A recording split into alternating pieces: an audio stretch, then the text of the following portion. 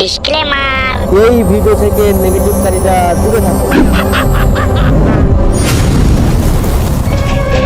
Kit kit kit kit kit kit kit kit kit kit kit kit kit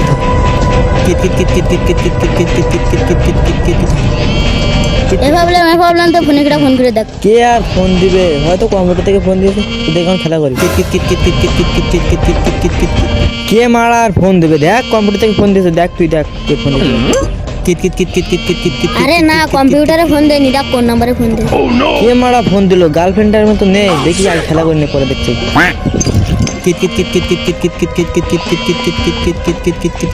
দেখি তো আজ কে হঠাৎ phone দিল, কেউ তো আমার ফোনে ফোন করে না, দেখি কে ফোন দিল। হ্যাঁ হ্যালো, কে বলছেন? হ্যাঁ হ্যালো, আপনি কি প্রদ্যুমান বলছেন? No sir, this is problem, my name is problem. ও, তা আপনি কি দেশি সিআইডিতে এসি পদে কি আবেদন করেছিলেন? ইয়েস স্যার, আমি এই দেশি সিআইডিতে এসি পদে আবেদন করেছিলাম। তাহলে কনগ্রাচুলেশন, আপনি দেশি সিআইডিতে এসিপি পদে নিযুক্ত হয়েছেন। তো তাই জন্য আজ থেকে আপনি আর this is problem, my name is problem নন। এখন থেকে আপনি this is problem, ACP problem. Okay okay okay, thank you sir. ওরে এদিকে আয়, শোন শোন, আজ থেকে আমি আর this is problem, my name is problem নয়, আজ থেকে আমি সিআইডি অফিসার, এসিপি প্রবলেম। ওরে ওরে, এই খুশিতে ব্যস্ত বাড়ির দিকে হ্যাঁ।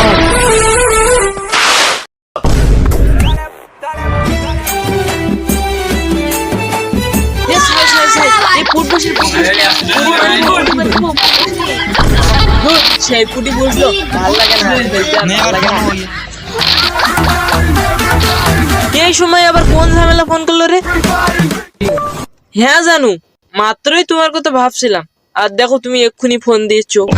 হ্যাঁ জানো, আজ পর্যন্ত কোনো মেয়ে আমাকে জানো বলো না, এটা মেনে নেওয়া যায়, কিন্তু তাই বলে কোনো ছেলে আমাকে জানো বলবে না, এটা তো মেনে নেওয়া যাবে না।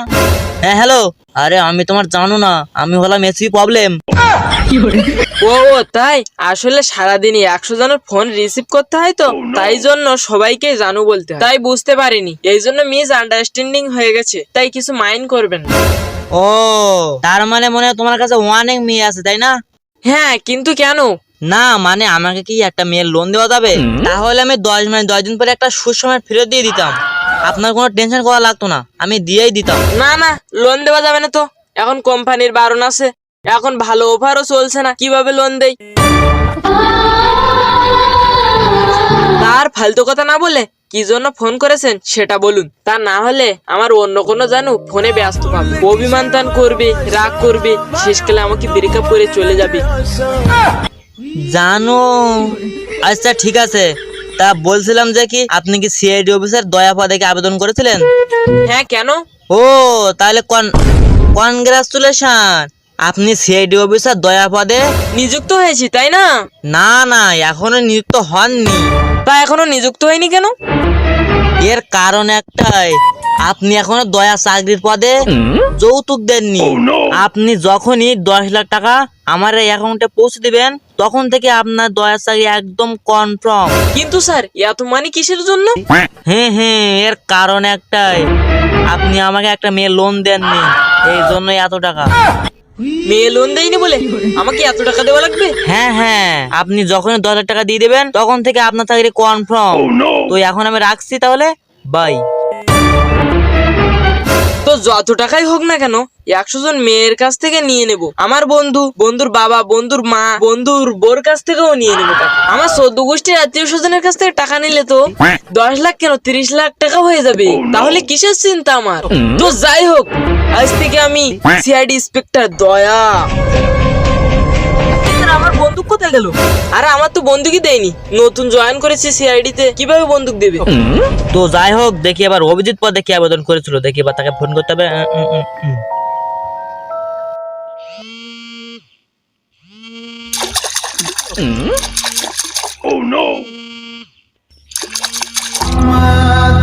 সেই ভোর থেকে বসে আছি, কোনো মাছ তো দূরেই থাক, একটা মিনিও নক দিচ্ছে না। কোথায় আছে, ফোন ধরছে না, দেখি আবার ফোন দিই। ভরি দিন তো যাবে, এবার সন্ধ্যা হবে, তাই যে কোনো একটা মাছ ধরিয়ে দাও আমারে। কিরে বালতি কাঁপছে কেন? মাছ সেবা ওটা বাদে কি ভগবানের ইচ্ছায় বালতিতে উঠে গেল নাকি? কোথায় আছে? ফোন ধরছে না। কি অভিজিৎ পদে আবেদন করে মোটরে গেল নাকি? ঠিক আবার ফোন দি। ও আমি তো ভুলেই গেছিলাম, বালতিতে তো আমি ফোন রেখেছিলাম। তাই এতবার কে ফোন দিচ্ছে দেখি তো। হ্যাঁ হ্যালো, কে বলছেন? ও আচ্ছা, তাহলে আপনি বেঁচে আছেন। আর আমি ভাবছিলাম আপনি হয়তো অভিজিৎ পদে আবেদন করে মোটরে গেছেন। এতবার ফোন দিয়ে আমার গুরুত্বপূর্ণ কাজে ব্যাঘাত ঘটাচ্ছেন কেন? তা আপনার এত গুরুত্বপূর্ণ কাজ কি শুনি? এতবার ফোন দিচ্ছে তবু ফোন রিসিভ করছেন না। কি আবার? যেটা আমার কাজ, ছিপ পেলে মাছ ধরা, সেটাই করছিলাম। তো তুমি যা পারো তাই করো। তো যে কারণে তোমাকে ফোন করেছিলাম। হ্যাঁ হ্যাঁ বলুন, ফালতু আমার সময় নষ্ট করছেন কেন? তা বলছিলাম যে কি আপনি কি সিআইডি অফিসার অভিজিৎ পদে আবেদন করেছিলেন? আমার সমবয়সী সবাই চাকরি করছে, তাই আমার মা আমাকে প্রতিদিন দেয় মাছ। তাই আমি সিআইডির অভিজিৎ পদে আবেদন করেছিলাম স্যার। ওয়াও নাইস, ছন্দটা কিন্তু জোশ ছিল, জোশ। থ্যাংক ইউ স্যার, কিন্তু আমি কি অভিজিৎ পদে নিযুক্ত হয়েছি? না, এখনো আপনি নিযুক্ত হতে পারেননি। তবে হ্যাঁ নিযুক্ত হতে পারেন, কিন্তু একটা শর্ত আছে। এই শর্তটা পূরণ করলেই আপনি অভিজিৎ পদে নিযুক্ত হতে পারবেন। শর্ত? কি শর্ত? শর্তটা হলো যে আপনাকে 10 লাখ টাকা যৌতুক দিতে হবে। যৌতুক? এই যৌতুকটা দিলেই কিন্তু আপনি সিআইডি তে অভিজিৎ পদে আপনার চাকরি কনফার্ম। আপনি আমার এই অ্যাকাউন্টে টাকা পৌঁছে দিলেই তখন থেকে আপনি অভিজিৎ। তো টাকা যখন আপনি পাঠাবেন তারপর আপনি জয়েন্টে চলে আসবেন। তো আমি এখন রাখছি, তাহলে বাই।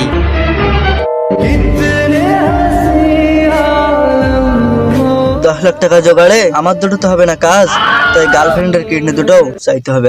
তবেই আমি সিআইডি অভিজিৎ পদে জয়েন হতে পারবো। তো যাই হোক, আজ থেকে আমি সিআইডি অফিসার অভিজিৎ।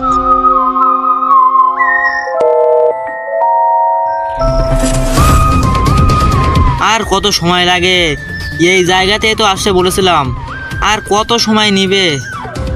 আসবে না নাকি আজকে?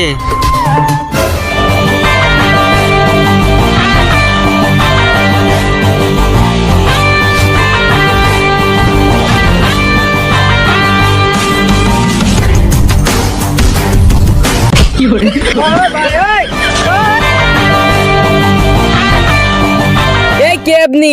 এখানে কেন? কি করছেন? আমি সিআইডি অফিসার অভিজিৎ। আপনি কে? আমি সিআইডি অফিসার দয়া। দরজা ভাঙবো নাকি? কি রে এ দুড়ি এখানে মারের করছে কেন? এই থামো থামো থামো থামো। আরে আরে কি করছো রাস্তাঘাটে মারের কেন? থামো থামো থামো। এই কে আপনি? মার মার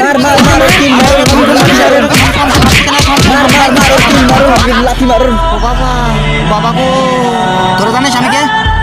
না না, জানি না। আপনি কে? আমি হলাম CID officer problem. Sorry sir. কিন্তু তোমরা দুজনে কারা? স্যার আমরা সিআইডি পদে আবেদন সিআইডি করেছিলাম। পদে আবেদন করেছিলাম স্যার।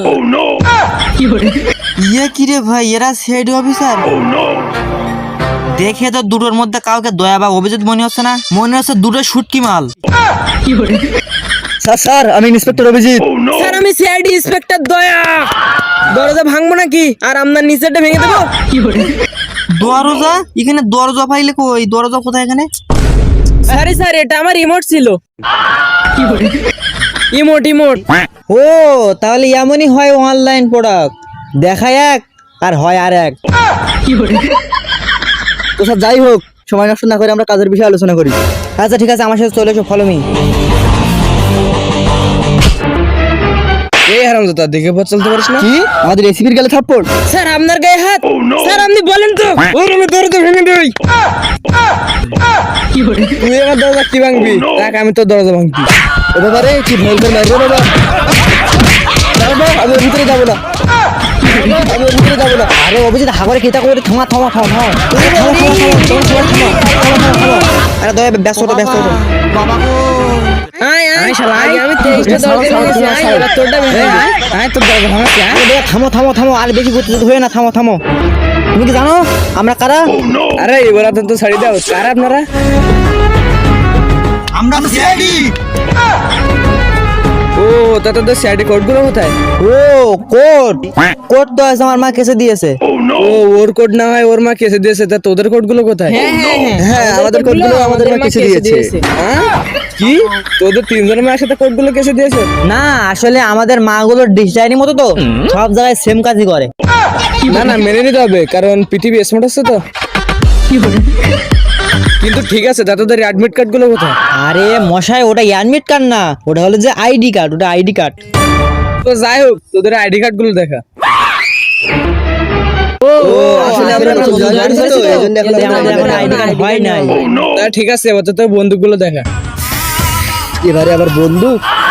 আসলে আমরা নতুন জয়েন করেছি তো, এজন্য আমাদের বন্দুক দিয়েনি। হারামজাদা দলগুলো কোনো কোড নেই, কোনো বন্দুক নেই, তারপরে আবার আইডি কার্ডও নেই, তাহলে তোরা কিসের সাইড রাখ? তোদের সাইড ব্যবস্থা করতে।